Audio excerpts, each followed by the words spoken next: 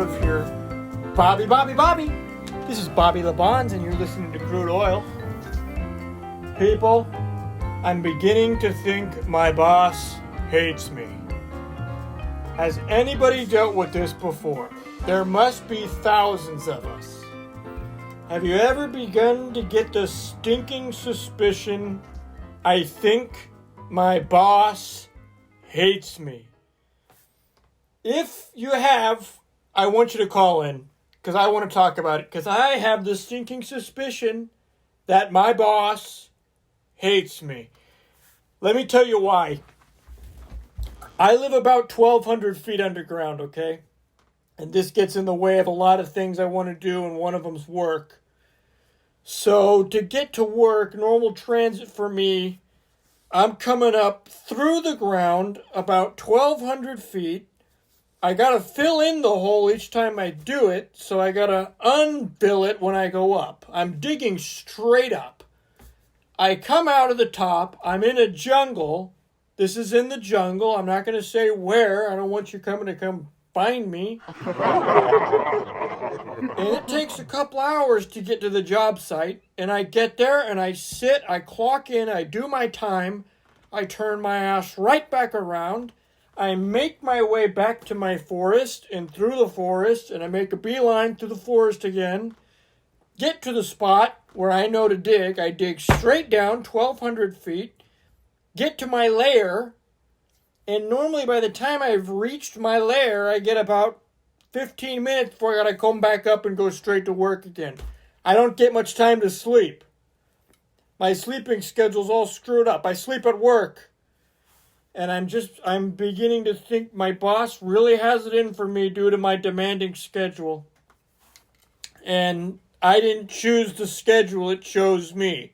Which is another way of saying that I chose it. So, what do I mean? The other day we had a meeting, and I was sitting there, and I was really trying to present something, right? I had an idea I wanted to share with the class. So I stood up and I made my way to the front of the podium, and I said, people, I've got an idea. And I began to explain my idea to all the assembled parties. And I swear to God, my boss said, I swear to God, I heard I watched my boss. She opened her mouth and I saw the words come out.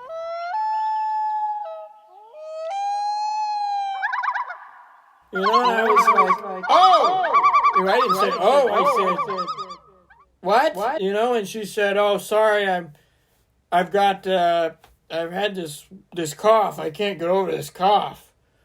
I said, oh, okay, and I went on with my presentation. Nothing else of note happened.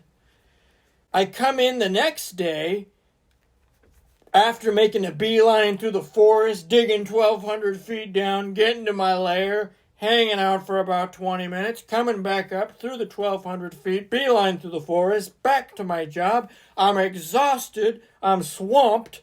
I'm completely pitted. I can't even keep my eyes open. I got matchsticks keeping my eyes open. I walk to the front door. What does my boss say? She says,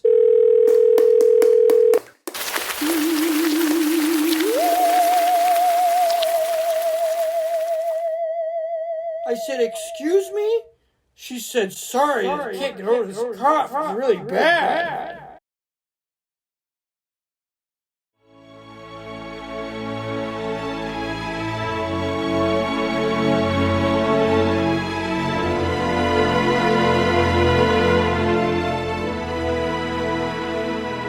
Any callers?